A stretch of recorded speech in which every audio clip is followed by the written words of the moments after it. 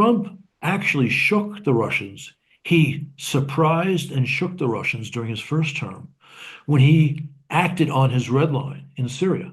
Right? He had said if Assad uses chemical weapons against Syrian civilians, Trump, will strike hard. Assad did, and using Tomahawks, he destroyed a major portion of the Syrian Air Force. I remember I was watching very closely. The Russians were just astonished and not happy about it. And then, of course, Trump was decisive when he took out Soleimani, the head of Iranian intelligence. The Russians weren't surprised then because they had seen what happened before. But it's worth noting that Biden, just as he was timid vis-a-vis Russian aggression in Ukraine, he was timid vis-a-vis Iranian aggression in the Middle East. And in both cases, he said, I don't want this war to escalate, not recognizing that American weakness only encourages our enemies to escalate. Trump doesn't have that flaw. Hello and welcome to Frontline for Times Radio. I'm James Hansen, and today I'm delighted to be joined by Ambassador John E. Herbst, who served as US Ambassador to Ukraine between 2003 and 2006. He's now Senior Director of the Eurasia Centre at the Atlantic Council. Ambassador Herbst, welcome to Frontline. I wanted to start by getting your reaction to Donald Trump's return to the White House. Do you think Trump is the man to get meaningful concessions from Vladimir Putin? I think that he has laid out a plan. Well, first, an objective to bring an end to Putin's aggression in Ukraine. He wants to do it very quickly, and he wants to do it by insisting that both Russia and Ukraine make compromises. He's only been in office now for 2 days, but in the post-election period, before he entered the White House, there's a great deal of information that has been released to the public about the elements of Trump's proposals. And if those elements are accurate, and I think they are, maybe not exactly precise, but accurate in general, then we know he's asking Ukraine to compromise on 2 things, and he's asking Russia to compromise on 2 things. I don't think Putin has any intention of compromising, and we can go into this in detail. And I don't think Trump is going to let him get away without compromising.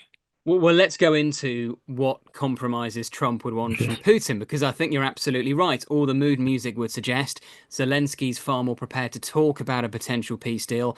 Vladimir Putin, publicly at least, saying no, he wants the complete capitulation of Ukraine. So what for Trump do you think would be a red line? What would he have to see from Putin? Well, the 2 elements that the Russians do not like are, first, that to deter future Russian aggression after a deal is concluded, whether it's an actual peace agreement or a ceasefire, the U.S. and our allies will provide Ukraine with a great deal of weapons to deter future aggression. That's point 1. Point 2, also to prevent a resumption of hostilities. The Trump ideas talk about a demilitarized zone between Russian and Ukrainian forces to be occupied by European troops.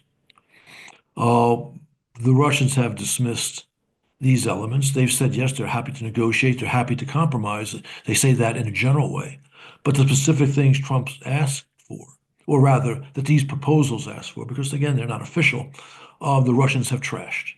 The way And I you put it is suppose they want the capitulation of Ukraine. Of course, And these things would get in the way of that. Well, quite, and it's a case of what Ukraine would get in return for agreeing to a freezing of the front lines and potentially some guarantee around future security, membership of NATO. Who knows? If Vladimir Putin doesn't agree to come around the table and actually negotiate in good faith, though, do you think Donald Trump would be prepared to do as his special envoy to Russia and Ukraine, General Kellogg, has suggested, and then arm Ukraine to the teeth if Putin is not in the mood to negotiate? Trump had said something to that effect months ago. And he's been saying for months he can get a peace deal in 24 hours. He's now more realistically talking about 100 days or even 6 months, although even that's extremely quick. It took 2 years to get the ceasefire that ended the Korean War, for example. Anyway, he's talked about arming Ukraine the way it's never been armed if the Russians are unwilling to compromise. And we've seen in the past several weeks, including at the confirmation hearings for Rubio and for Bessent at the Treasury Department, senior officials talking about economic sanctions on Russia. And I believe Trump just made remarks in the last 24 hours saying the same thing. I think those plans for economic sanctions are sound. They're good. They can help move Putin in the right direction. But if Trump wants a quick deal, that's not nearly enough. Putin doesn't want to agree on terms because he thinks as long as there's not a peace deal, his troops will continue gobbling up more Ukrainian territory, and his troops will take back Russian territory that the Ukrainians have controlled since August. So, in a sense, he needs an incentive to stop his war. And that incentive only comes if he begins to see his troops are no longer able to make additional gains on the battlefield. And for that, you need Trump to resume American aid to Ukraine. So Ukraine is not now hoarding ammunition, hoarding weaponry to have last longer. And that aid should include weapons and weapons that will make sure that Putin cannot advance in Ukraine. Now, I don't think the Trump team has taken this into account yet. Certainly, they've given no public indication, but they've clearly indicated that the Russians are being recalcitrant, and therefore they need to push up at least more economic sanctions. But again, if their aim is an endurable peace, and that's explicitly what they're talking about, any other peace is a joke, would make Trump look weak vis-a-vis Putin. He does not want that to happen. It has to include, and the Russians need to understand that there's a serious cost to continuing the aggression. And again, economic sanctions are part of it, but actual military aid is more important and would work more quickly. It doesn't have to be a grant gift. It could be a loan. It can be paid for by someone else. It can be paid for by giving Ukraine full access to the 300 billion of Russian frozen state assets, which apparently the Trump team is considering. Any number of ways this can be done. And I suspect Trump will move in that direction because he's made clear he wants to end this war. He thinks he has the means to do it. And I agree with that. Biden had the means, but he was too weak to actually use them all. He was intimidated by Putin's nuclear bluster. I'm not sure. I don't think Trump would be intimidated by that bluster, although there's some people in his camp who've already been intimidated, but not Trump himself. I wonder also, Ambassador, if Trump has already maybe unintentionally helped Ukraine by making this pledge to drill, baby, drill, and to exploit US domestic oil production. If he delivers on that, and that leads to a drop in the global oil price, I mean, that could cripple the Russian economy, could it not? Well, Putin's economy is already, I wouldn't say it's on life support, but it's in difficult circumstances. So yes, what Trump is planning on doing, enhancing America's energy production, is very much in the interest of our people, our economy, but also our national security interests. Biden's, I would say, clumsy handling of green policy was actually hurting us internationally, as well as hurting the American worker. With that being said, I mean, it's interesting that you say that economic sanctions, certainly for the time being, are not going to be enough to force Putin to the negotiating table. Do Right. you think the Trump administration has the stomach, certainly Donald Trump personally, to, for instance, ramp up the military aid in the meantime in order to force Putin to the negotiating table? I follow what Trump and his team are doing very closely. They are not confiding in me, however. Uh, what I can tell you is that Trump for months has made his ability to end this aggression quickly a principle, one of the most important foreign policy objectives in a new Trump administration. Uh, and to do it in a way that does not sacrifice Ukraine to Russia, to Putin. Uh, and if that's his intent, and he's now put his prestige on the line, then he will begin to look at the means he needs to use to achieve that. At the moment, again, we're not hearing about this from his team, but if they're looking at this coldly, analyzing what Putin is up to, understanding his motivation, his strengths and his weaknesses, they'll see the logic of restoring American aid to Ukraine. Again, it could be different. It could be loans, and also giving Ukraine the means to stop the Russians on the battlefield. Biden didn't quite go that far, which was the real weakness of his policy, although the aid amount he provided to Ukraine was enough. It was just the unwillingness to send the more potent weapons. It's a criticism that a lot of people have made. Do you share this view that the Biden and his administration gave Ukraine enough not to lose, but not enough to win? Yes, and I've been saying that since before the big invasion began. I organized a letter that we sent to the White House just was like on New Year's Eve, 2021, saying, you've done some very good things here, but you haven't put any teeth into it. And so we began to advocate then sending weapons. And we were trying to persuade them ever since, with only occasional and always way too late success. Well, let's just unpack that and talk about, what you would like to see even now provided to Ukraine, because whilst everyone's talking about these peace talks, it's still very much a hot war on the front lines. So, if you had your way, what weapons and what military aid would you like to see the US and its European allies providing to Ukraine right now? I am not a former general, although I work closely with many former generals, including SAC-Hewers, right, Supreme Allied Commanders of Europe. I don't have any doubt. Well, first, if we had given Ukraine by the spring of 2023 adequate numbers of ATACMS, the missiles that can fire 180 miles. They're not deep strikes into Russia, by the way, since they only fly 180 miles. If we've given lots of them, lots of F-16s, lots of Abrams tanks, so they may have been less important.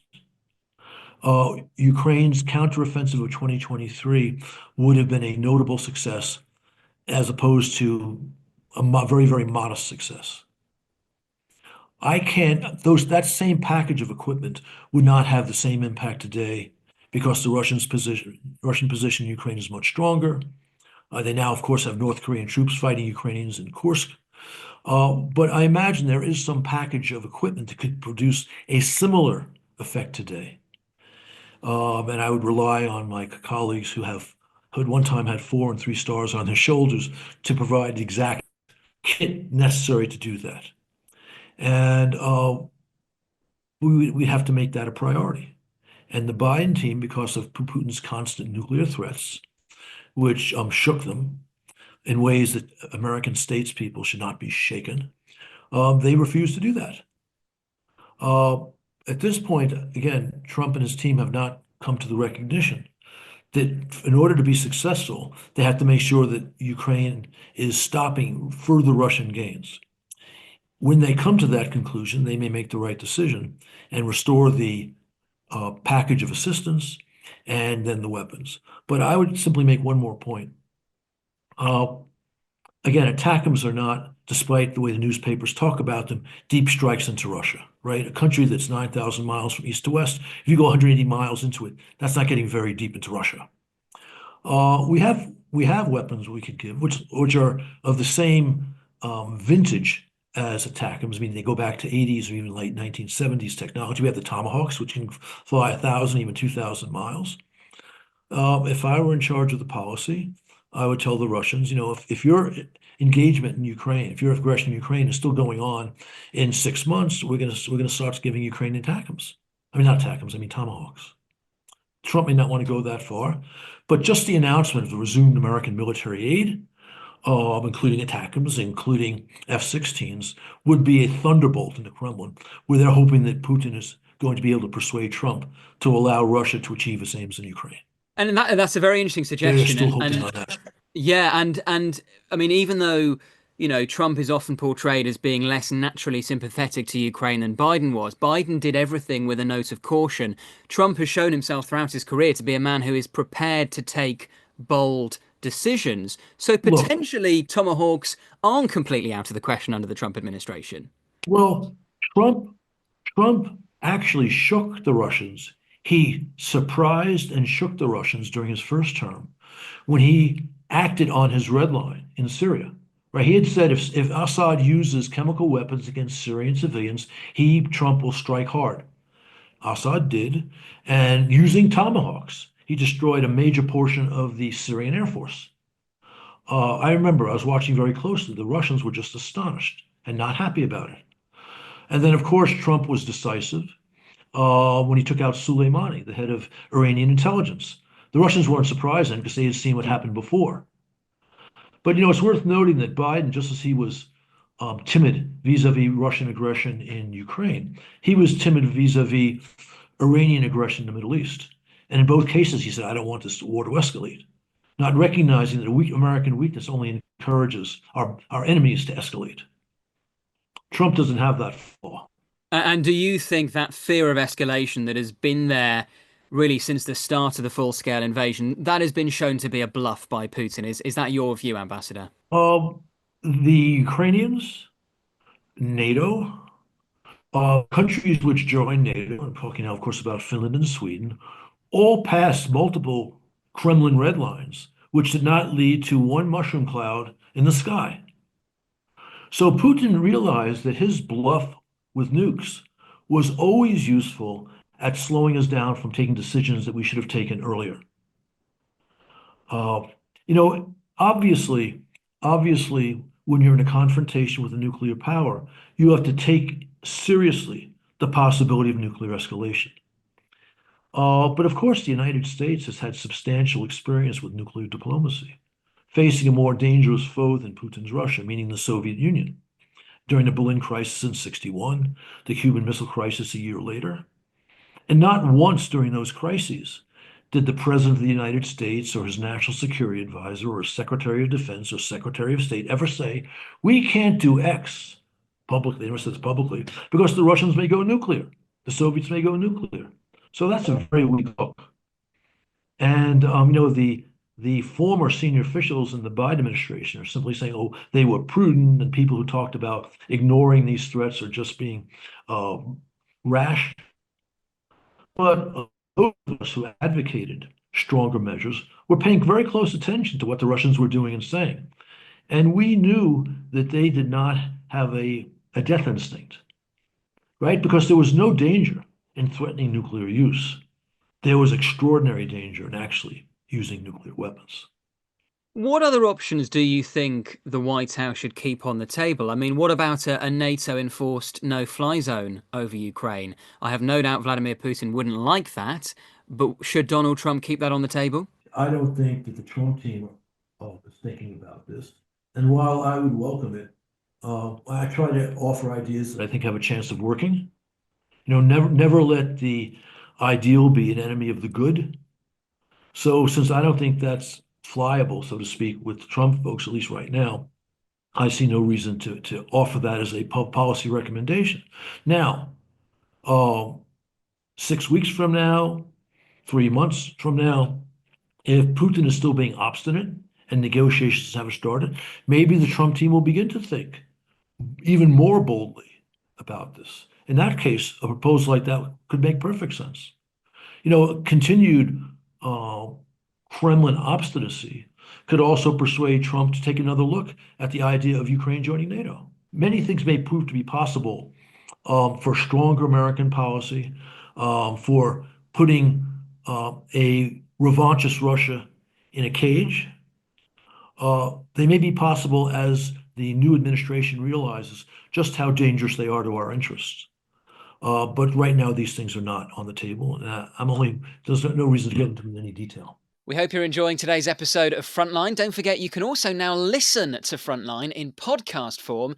Just search for The World in 10 from wherever you get your podcasts, where you can also hear daily analysis of the biggest stories relating to war and defence. And we'll put a link to The World in 10 in the description below. From your experience, Ambassador, if you had to frame an argument for Donald Trump about why continued American support for Ukraine is in his interest as a president, how would you frame that argument? Because a lot of observers think that Trump has never quite understood, in the way that certain other world leaders have, the imperative of supporting Ukraine.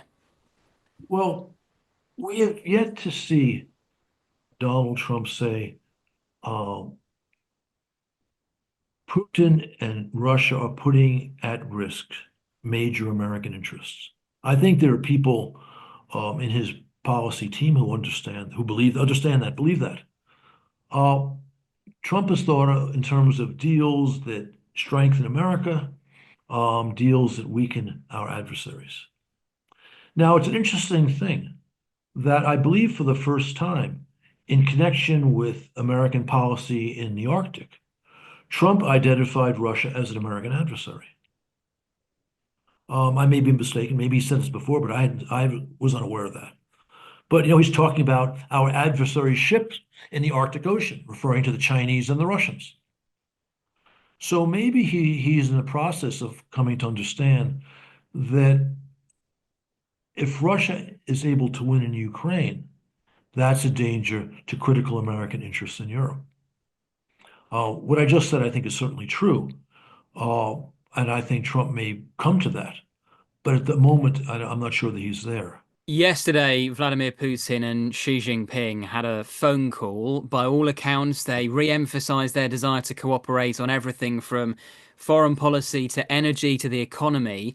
How worried are you, Right. Ambassador, about what appears to be a deepening alliance between Moscow and Beijing? This is clearly an alliance based upon their desire to greatly weaken the United States. That's what this is all about. And of course, that partnership, it's really not an alliance, but it is certainly a partnership, is bolstered by their junior partners, North Korea and Iran. Uh, and they are working globally against American interests. Uh, China's support for Russia has been critical in this war. A, because they are supporting the Russian economy in the face of the sanctions we imposed now 3 years ago. And that support has been essential for the Russian economy. And of course, the Russian economy is essential for their war effort. Although China has been unwilling to directly challenge the sanctions, and so for example, to send weapons to Russia in a way that we all can see, uh, but still they're providing critical support. I believe that Xi, no less than Putin, uh, was unhappy with the fact that Russia did not take Ukraine in a week or two, that the Ukrainians have made Russia pay a major cost for their aggression. And I think while the West response, the American response to the Russian big invasion was not as strong as it should have been, both Putin and Xi were surprised, unhappily, that it was as strong as it was. And again, I mean, I always refer to the Biden team's policy as adequate because they did prevent a Russian victory, just not bold and maybe not sustainable over time. Uh, but we should, we can try. The Biden team tried to split Russia and Ukraine. That failed. You now hear talk about the Trump team trying to go to China to get them to tell Putin to stop the hostilities. I don't think the Chinese will deliver that message. They may, because they see a Putin that succeeds in Ukraine, as a Putin has dealt a major blow to American interests, American power, and American prestige, which of course is China's objective. And you have some very short-sighted people uh, in the Trump administration, not his major national security team, but others who've argued that we should not worry about Ukraine, we have to worry about Taiwan. And they don't understand, despite what the Japanese, the South Korean, and the Taiwanese leaders have said, that if you want to deter Xi on Taiwan, make sure Putin loses in Ukraine. That's another reason why it's vital for President Trump that Putin lose in Ukraine. But again, I think the policy is heading in the right direction, and I think we may see more decisive steps as President Trump realizes that Putin is working directly against American interests and President Trump's interests and President Trump's historic reputation. Is there anything in your view that Trump could do to kind of pressure China to in turn pressure Russia? I mean, I'm wondering, for example, we've heard Donald Trump in the last 24 hours talk about his plans to impose tariffs on Chinese imports up to 10%. If he made potentially Xi Jinping conferring a message to Putin to come to the negotiating table, a prerequisite for maybe a slightly less punitive tariff regime. Could that be a factor? Could that be on the table? Well, I have certain views as to how different foreign actors will behave. I'm not always right. So I can understand the new team making that approach to China. And I could see China playing along to a certain extent, meaning encouraging such ideas, seeing what they can get for it. And the Chinese have been very good for decades uh, in managing American and Western expectations vis-a-vis North Korea. And saying, "Oh yes, we'll talk to Pyongyang about this and that." But those who follow China's foreign policy closely know that nothing ever came of those Chinese efforts to moderate North Korean behavior. So I think we'd see a very similar kabuki theater, to mix up my Oriental partners, or not so much partners, uh, playing the game with Trump for a little while, say, "Oh yes, we'll give this a try," having no real intention of taking the necessary steps that might force Putin to reconsider, meaning cutting back, purchases of Russian oil and gas, uh, ending the flow of dual-use technology. I don't think the Chinese would actually do that, but they may play along. Uh, but it would not. They would not take the necessary steps. They didn't do it on North Korea. I don't think that would prove to be successful. Let's put it that way. They make a try, sure, but understand this too would take more and more time for the initiative. I mean, they could start tomorrow, but if they're giving it 2 months to play out, well, that's 2 months where you're not going to have any deal, because you have to get Putin to negotiate first. And once that happens, he'll start to. The Russians historically are masters at delaying diplomacy because they don't want the negotiations in question to go anywhere while other things are happening. And Trump's talking about, he's just told Kellogg, take care of this in 3 months. I wish General Kellogg Godspeed, but the chances of that happening are not great, and they're only possible if our policy is decisive, energetic, and consistent. Well, on the issue of timings, just finally, Ambassador, you mentioned Donald Trump and his team now coming out and saying they want this solved by April, in the first 100 days of the administration. I note your skepticism on that. Do you think we will get any deal by the end of this year? Never say never. Start with that. All right. Let me give you one circumstance which could lead to a deal faster than I anticipate. Again, the Russian economy is going through some really difficult times. And you have some creditable economists who claiming the Russian economy is going to crater this calendar year. Some even saying earlier than the end of this calendar year. Others are saying next year. I've never accepted the IMF statistics that the Russian economy grew by 3% last year. Those are based upon Russian economic statistics. Like their Soviet predecessors, those statistics are not to be trusted. So conceivably, if that were to happen, that might force Putin to actually negotiate. But assuming that does not happen, I believe that's the safer assumption. The only way you get a deal this calendar year, so we're talking about what, 10 months from now, 10 and a half months, well, 11 and a half months from now, is if Putin relatively soon, let's define relatively soon as 4 to 6 weeks, begin to see that, well, maybe he's not going to be able to make any real significant military gains going forward.